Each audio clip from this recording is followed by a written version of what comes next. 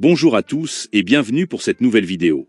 Au programme du jour, nous allons revenir sur l'actualité autour du Barça, notamment Gavi, qui a reçu le feu vert des médecins du club et pourrait être convoqué dès ce week-end pour le match face au FC Séville. Ensuite, on fera le point sur la blessure de Lamine Yamal qui a quitté la sélection espagnole et de retour à Barcelone, ainsi que des nouvelles règles imposées par Hansi Flick au vestiaire Blaugrana. N'hésite pas à liker ou à disliker la vidéo pour me soutenir et à t'abonner à la chaîne si ce n'est pas encore le cas. Merci à tous et bon visionnage.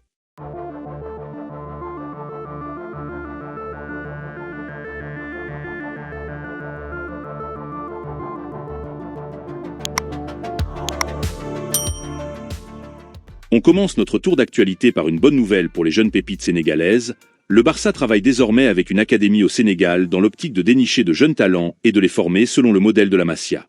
Ils seront surveillés par les scouts du club et pour ceux qui auront un fort potentiel, ils pourraient directement rejoindre le centre de formation Culé pour y terminer leur formation.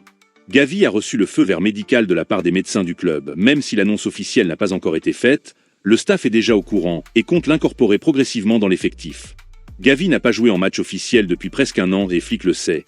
C'est pourquoi avec son staff, ils ont conçu un plan bien précis afin que le joueur retrouve petit à petit ses sensations.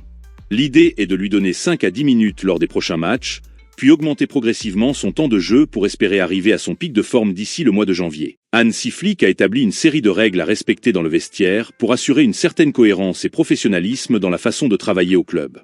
Ces règles sont les suivantes. Arriver 1h30 avant l'entraînement. Mesurer le poids tous les jours avant l'entraînement. La restauration est obligatoire sous la surveillance du nutritionniste du club. Une séance de remise à niveau le matin de chaque match. Si l'équipe joue à l'extérieur et que le trajet en avion dure plus d'1h30, dormir dans la ville où le match s'est joué afin de se reposer. Des exercices longs et intenses utilisant les dernières technologies. Il n'y a pas de système spécifique de punition et de récompense. Flick estime que ces joueurs sont des professionnels et il n'est donc pas logique de préciser ces choses.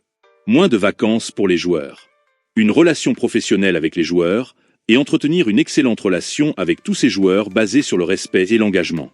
Les portes de son bureau sont ouvertes à tous, mais cela ne veut pas dire qu'il encourage la camaraderie ou le favoritisme.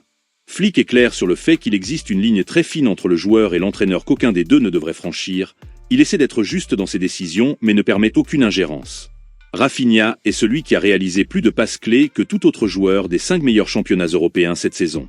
Il en est à 32 et cette statistique confirme le gros début de saison qu'il est en train de réaliser. Lamine Yamal était à la Ciutat Esportiva de Barcelone ce matin pour subir les examens médicaux pertinents du club au sujet de sa blessure. Et après vérification, les examens confirment qu'il souffre d'une surcharge au niveau des ischio-jambiers de la jambe gauche. Ce n'est pas une blessure en tant que telle, mais cela présage d'une fatigue musculaire, ce qui est souvent à l'origine de certaines blessures. Il sera donc éloigné des terrains durant quelques jours pour avoir du repos. Il est incertain pour le match de reprise contre le FC Séville. Selon TV3, le club réfléchit à signer Mingueza pour 10 millions d'euros en hiver en vue de renforcer le poste de latéral droit.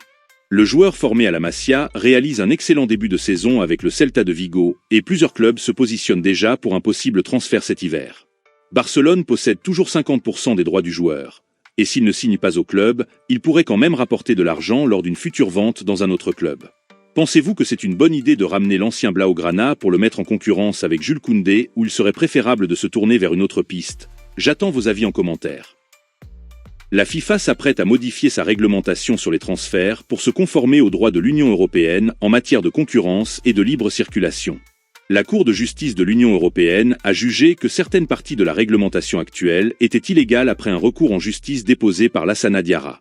Cette semaine, la FIFA demandera aux principaux acteurs du football de proposer des idées sur la manière de modifier l'article 17 du règlement sur le statut et le transfert des joueurs, qui traite des conséquences de la résiliation d'un contrat par un joueur sans motif valable.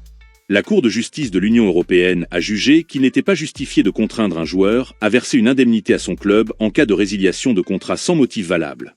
Il n'était pas non plus justifié que le nouveau club d'un joueur soit solidairement responsable de l'indemnisation. Si vous voulez plus d'actualité football, j'ai lancé la chaîne Football Lovers Europe où je traite les 4 autres grands championnats, à savoir la Ligue 1, la Première Ligue, la Serie A et la Bundesliga.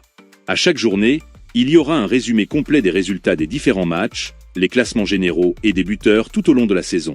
Il y aura aussi un peu d'actualité telles que les rumeurs mercato ou encore les blessures et suspensions de joueurs. N'hésite pas à y faire un tour et à t'abonner si le contenu t'intéresse. Merci à toi d'avance. La vidéo arrive à son terme. Prenez soin de vous et à demain pour une nouvelle vidéo.